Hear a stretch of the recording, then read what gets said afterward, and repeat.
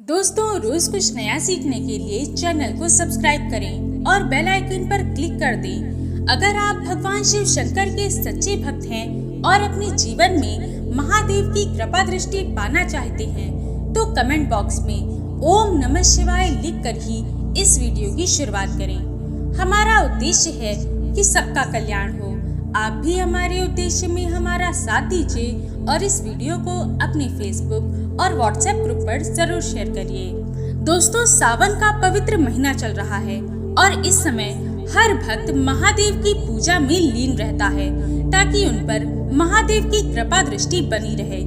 यूँ तो हम हमेशा से ही भगवान से अपने कष्टों के लिए किसी इच्छा की पूर्ति के लिए प्रार्थना करते हैं ताकि वह पूर्ण हो जाए, लेकिन सावन का महीना एक ऐसा महीना है जिसमें आपको अपनी इच्छा पूर्ति के लिए विशेष तौर पर पूजा अर्चना करनी चाहिए।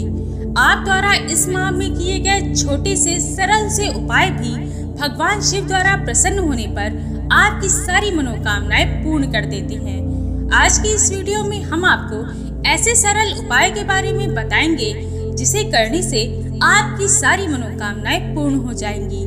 आपकी नौकरी में किसी प्रकार की कोई समस्या है तो इस उपाय को करने से आपकी सभी समस्याएं दूर हो जाएंगी। अब ये उपाय क्या है, कैसे करने हैं, आइए जानते हैं। सबसे पहले उपाय में यदि आपके घर में हर समय चिंता या तनाव का माहौल बना रहता है, घर में सुख शांति नहीं है, हमेशा आप घर को लेकर चिंतित रहते हैं या फिर बहुत परेशान हैं, आपके घर में बरकत नहीं हो रही, तो इन सब समस्याओं के समाधान हेतु बस आप इस एक उपाय को नियम बनाकर मात्र हफ्ते में बस एक बार कर लें। किसी भी दिन, सोमवार, मंगलवार, बुधवार, गुरुवार या अन्य किसी भी दिन बस आपको कर लेना है। अब बात करते हैं कि आपको क्या करना है। तो आपको सुबह उठ स्नान आदि से निवृत्त होकर एक लोटे में शुद्ध जल भर लेना है अपने घर का, और उस जल को लेकर महादेव के मंदिर चले जाना है और उनके शिवलिंग पर सबसे पहले उस लोटे से आपको भगवान गणेश जी के स्थान पर थोड़ा सा जल अर्पित करना है, फिर कार्तिकेय जी के स्थान पर, फिर माता अशोक सुंदरी के स्थान पर, चौथे में आपको नंदी जी के ऊपर उनके मस्तिष्क पर जल अर्पित करना है, फिर पांचवे में आपको शिवलिंग के ऊपर जो मटका लटका रहता है उसमें थोड़ा सा जल अर्पित करना है, छठा आपको शिवलिंग के हस्त कमल जहाँ माता पार्वती विराजमान है वहाँ उस लोटे के जल को अर्पित करना है। इन 6 स्थानों पर थोड़ा थोड़ा जल अर्पित करने के बाद बाकी का जल भगवान शिव के ऊपर अर्पित करें। ओम नमः शिवाय मंत्र का जाप करते हुए। ध्यान रहे, आपको इस मंत्र का जाप सब जगह जल देते हुए करते रहना है, रुकना नहीं है। अब शिव जी पर जल अर्पित करने के बाद जलधारी में से जो जल बहता है वहाँ से थोड़ा सा जल आप अपने लोटे में ले लें और महादेव से ये कामना करें कि वे आपके घर की सारी दुख परेशानी, अशांति, चिंता सबको दूर कर दें और आपके घर में सुख समृद्धि बरकत दें। फिर प्रार्थना करने के बाद उस जल को लेकर अपने घर चले जाएं और उस जल का छिड़काव अपने पूरे घर में कर दें। घर के किसी भी कोने को ना छोड़ें, केवल बाथरूम में आपको इस जल का छिड़काव नहीं करना है। इस उपाय को करने से आपके घर में सदैव बरकत बनी रहेगी, सुख समृद्धि बनी रहेगी और उन्नति होगी। दूसरा उपाय आपकी विशेष इच्छा पूर्ति के लिए है।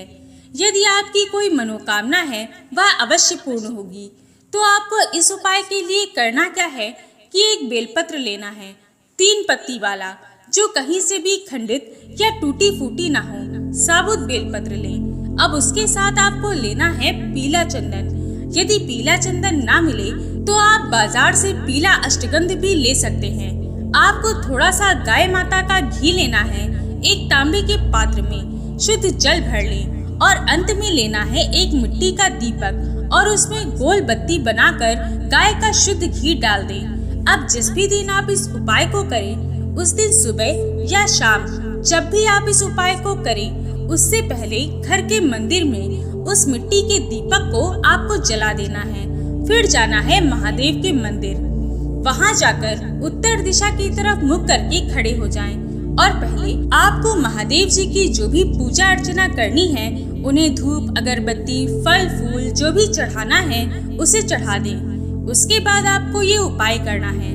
तो सबसे पहले आपने जो बेलपत्र लिया है उसके सबसे ऊपर वाली पत्ती पर पूरी तरह उस पीले चंदन को आप अच्छे से लगा दें। फिर बाकी बची 2 पत्तियों में आपको गाय का शुद्ध घी लगा देना है। अब महादेव की शिवलिंग पर उस तांबे के लोटे के जल को ओम नमः शिवाय मंत्र का जाप करते हुए अर्पित करें। अब जो बेलपत्र है उसे दाहिने हाथ में ले करके शिवलिंग पर आपको चिपका देना है। चंदन वाली पत्ती ऊपर की तरफ रहेगी। ध्यान रहे ये बेलपत्र शिवलिंग से स्पर्श होना चाहिए जहाँ गाय का घी और चंदन है। अब उसी बेलपत्र पर हाथ रख के आपके मन में जो भी मनोकामना है, इच्छा है, उसे भगवान शिव से बोल दें। देखिएगा आपकी इच्छा अवश्य पूर्ण होगी। अंतिम उपाय दोस्तों, जब घर में कोई हर समय बीमार रहता है तो घर का माहौल अच्छा नहीं रहता। मन हमेशा उसी की चिंता में डूबा रहता है। बार बार उसका ख्याल, उसकी बीमारी का ख्याल हमें परेशान करता है। तो यदि आपके घर में भी ऐसा कोई व्यक्ति है जो हमेशा बीमार रहता है, उसका स्वास्थ्य ठीक नहीं रहता और आप उसकी बीमारी से परेशान हो गए हैं, तो ये उपाय उस व्यक्ति की बीमारी को दूर करने में अवश्य ही उपयोगी सिद्ध होगा। तो आपको करना क्या है कि आपको लेना है चुटकी भर काला तिल और लेनी है थोड़ी सी दूर्वा, ज्यादा नहीं, बस थोड़ी सी। ध्यान रहे जो भी दूर्वा घास आपको लेनी है वह देशी होनी चाहिए। अब आपको लेना है तांबे का लोटा और उसमें भर लेना है शुद्ध जल।